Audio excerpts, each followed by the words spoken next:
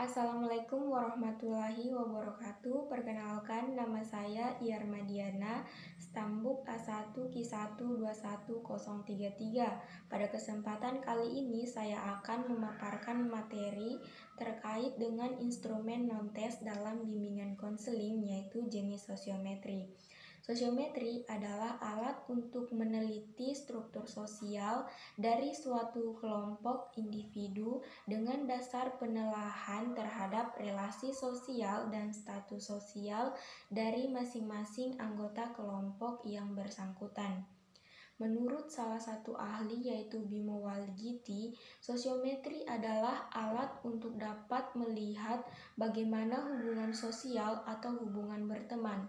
Kemudian ada 3 jenis sosiometri, yaitu sosiometri nominatif, skala bertingkat, dan siapa dia. Yang pertama yaitu sosiometri nominatif.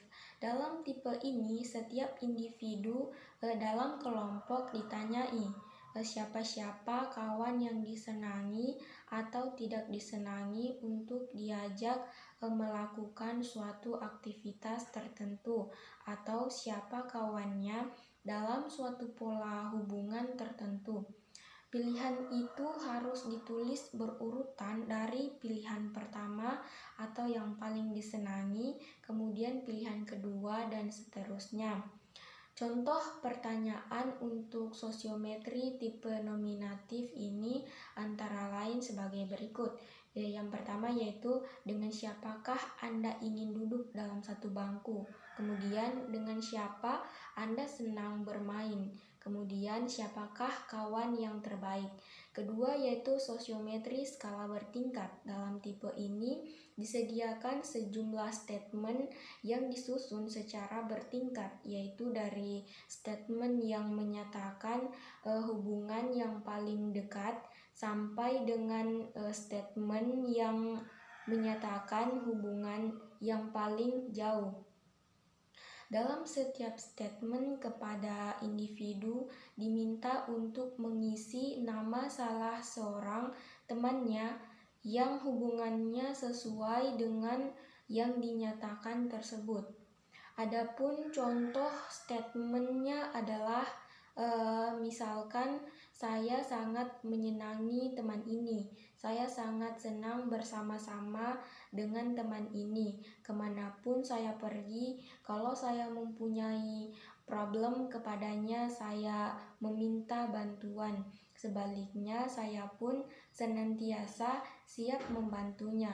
Teman tersebut adalah menyebutkan nama teman dari orang ini. Kemudian yang ketiga yaitu sosiometri siapa dia.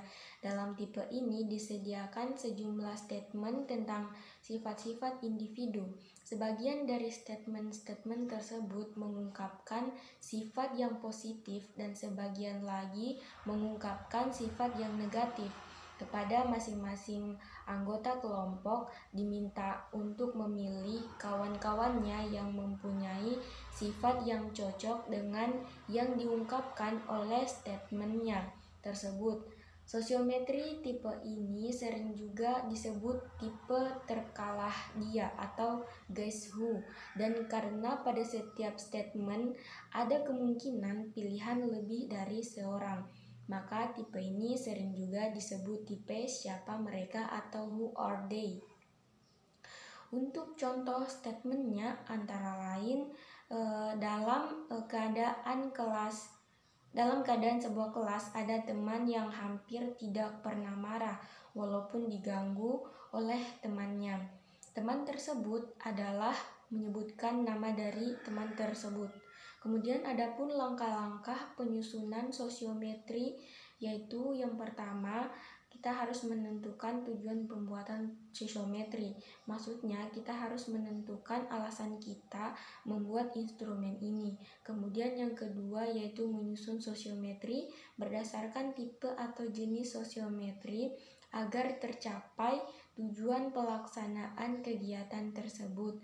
Nah, mungkin itu saja sedikit informasi yang bisa saya paparkan terkait dengan materi instrumen non-tes yaitu jenis sosiometri. Apabila ada kekurangan mohon dimaafkan. Saya akhiri, wabillahi taufiq wal hidayah. Wassalamualaikum warahmatullahi wabarakatuh.